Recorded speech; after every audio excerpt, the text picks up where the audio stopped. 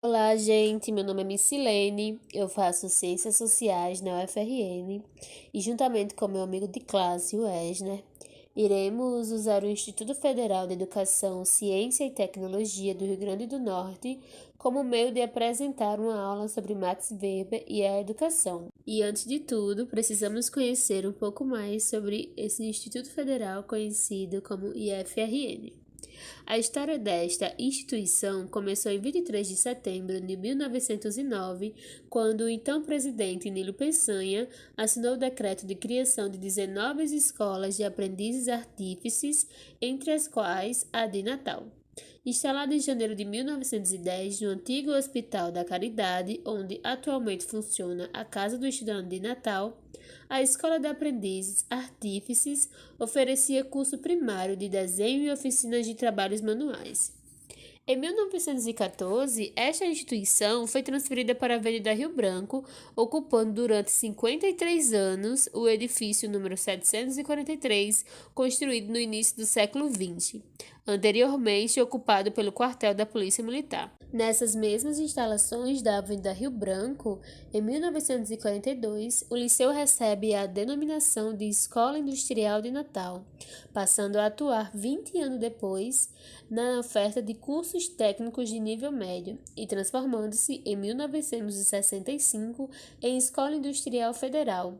Em 67, a escola passou a ocupar as novas instalações na Avenida Senador Salgado Filho, no bairro de Tirol, onde hoje funciona no campus Natal Central do IFRN, recebendo no ano seguinte, em 68, a denominação de Escola Técnica Federal do Rio Grande do Norte.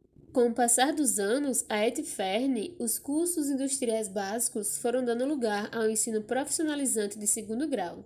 Outra mudança importante foi o ingresso de estudantes do sexo feminino nos cursos regulares da instituição a partir de 1975.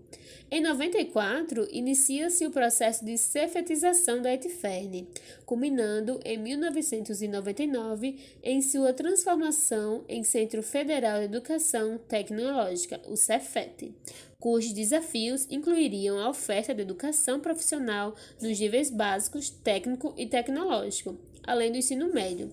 Sua atuação no ensino terceiro grau começou com a oferta de cursos de graduação tecnológica, ampliando-se posteriormente para os cursos de formação de professores, as licenciaturas.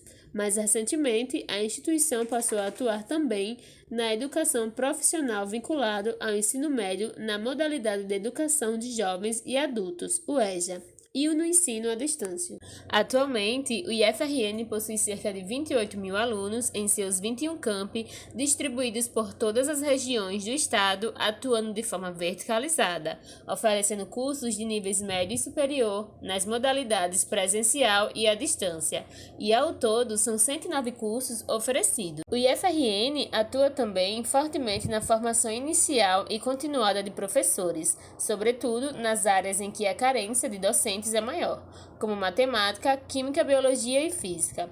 Além dos cursos regulares, o IFRN oferece mais de 100 cursos de curta e média duração para pessoas com os mais diversos níveis de escolaridade, através dos programas de acesso ao ensino médio e emprego, o Pronatec e Mulheres 1000. A instituição oferece também para a comunidade acadêmica programas de iniciação científica e tecnológica, de fomento a projetos de pesquisa e inovação e de incubação em empresa. A democratização do acesso ao ensino de qualidade e o combate à evasão escolar também é uma das prioridades da instituição, que 19 anos antes de o governo federal sancionar a lei de cotas, já reservava 50% das vagas nos cursos a alunos egressos das escolas públicas.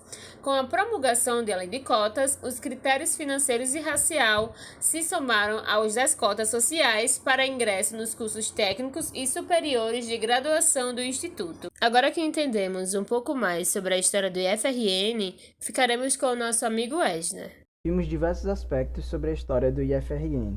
Nesse sentido, iremos agora trabalhar com as perspectivas do autor Max Weber e algumas de suas contribuições na área da educação. Max Weber nasceu em 21 de abril de 1864 e faleceu em 14 de junho de 1920. Ele também foi economista, historiador e jurista, sendo que a sua maior atividade foi na área da sociologia, dentre elas a sociologia política e a sociologia da religião.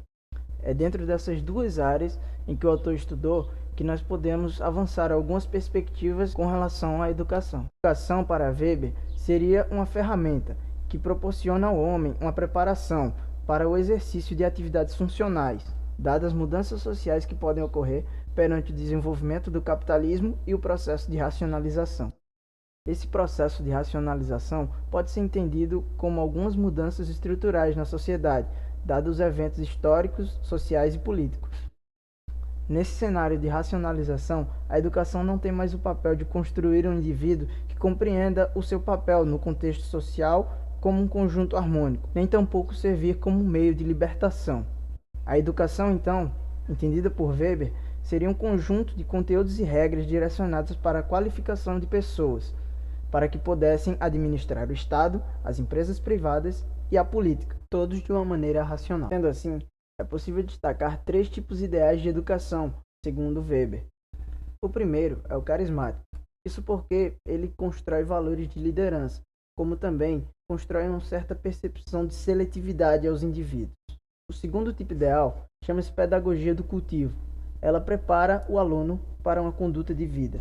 Essa pedagogia se propõe a formar o indivíduo culto, em que seus comportamentos sejam todos destinados ao meio social a que está sendo preparado esse aluno. O terceiro tipo ideal chama-se pedagogia do treinamento. Ocorre com a racionalização da vida social, a burocratização do Estado, a dominação política e o corporativismo capitalista. Nesse sentido, essa pedagogia transmitiria um conhecimento especializado, que formaria o especialista funcional, que atenderia às demandas cada vez mais burocráticas e racionais. É nesse ponto que podemos entender o IFRN a partir de Weber.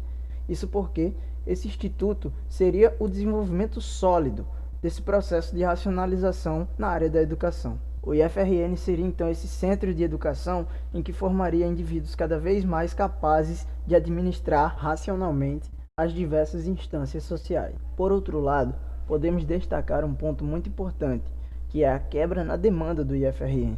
Isso porque ele não seria mais apenas uma ferramenta de tornar a educação um saber técnico racional, e sim o IFRN tentaria trabalhar de forma articulada entre os tipos ideais weberianos de pedagogia, seria do treinamento, o cultivo e o desenvolvimento do carisma. A título de exemplo, temos eventos que destacam aspectos humanísticos na formação dos seus alunos, sejam eles luais filosóficos, seminários e teatro. Como nosso amigo Wesley falou, o IFRN forma alunos capacitados, prontos para um amplo mercado. O Instituto, se pensamos como Weber, fornece títulos educacionais que representam prestígio e são usados quase sempre como proveito econômico.